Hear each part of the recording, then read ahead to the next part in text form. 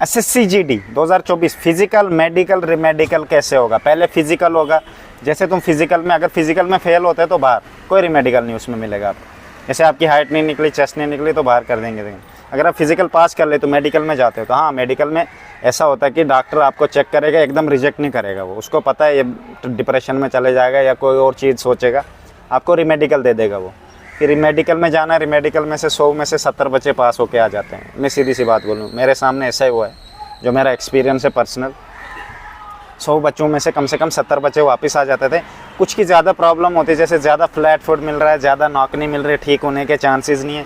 होते हैं ना, किसी बच्चे का पैर होता है फ्लेक्सिबल नहीं होता है, सीधा होता है, मतलब चांस ही नहीं है इसका इन फ्यूचर इसका पैर ठीक। किसी बच्चे को ऐसे भी सिलेक्ट कर लेते कि इन फ्यूचर ये ठीक हो सकता है, तो सिलेक्ट कर लेते हैं। किसी का चांस ही नहीं, उसको फिर क्या लेंगे, है ना।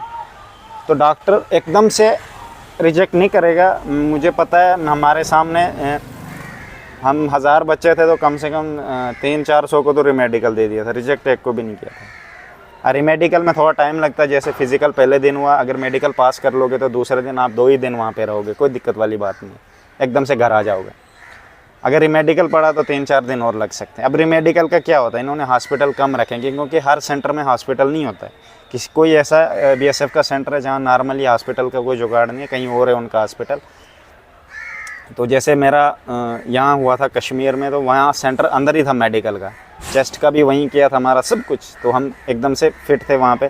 कुछ बच्चे रुक गए थे वहाँ पे 2-3 दिन, उनको 5-6 दिन लग गए रिमेडिकल के लिए, ठीक है।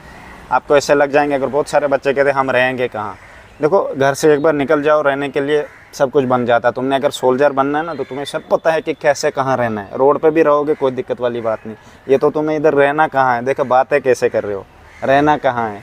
ऐसा मैं तो कभी सोच के नहीं गया था। मैं जिस जगह गया था 400 किलोमीटर दूर थी और मुझे पता भी नहीं थे वहाँ कहाँ से जाना है, इवन गाड़ी का नहीं पता था। मैं निकल गया, मुझे देखा जाएगा आगे क्या होता है। आगे गया, हर रास्ता बन रहा था मेरे आगे, बस मैं निकल रहा था।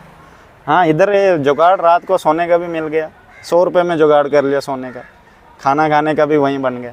तुम लोगों को एक चांस है, तुम गुरुद्वारे में चले जाओ, गुरुद्वारे में सबसे बेस्ट है भैरो। हर जगह किसी भी सेंटर जाओ, आप जल्दी चले जाओ, सुबह चले जाओ। अगर आपको दूसरे दिन भर्ती है, आप पहले दिन चले जाओ, देखो गुरुद्वारा कहाँ है। अगर नहीं मिलता है, किसी दूसरे बच्चों के साथ 2-3 जन जो मिल के एक रूम ले लो, 600-700 का मिलेगा। 3 जन रहोगे तो नेचुरली 150-150, 200-200 का ही पड़ेगा, ज़्यादा खर्चा नहीं आएगा। अंदर ऐसा कोई नहीं है कि वहाँ SSC वालों की तरफ से आपके लिए कोई फैसिलिटीज़ होंगी, ट्रेवलिंग नहीं।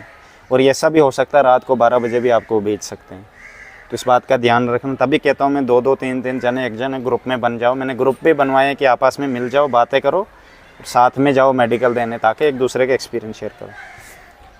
तो ये बात है। रिमेडिकल भाई टाइम भी ले सकता है, मेडिकल तो दूसरे दिन भी हो जाएगा।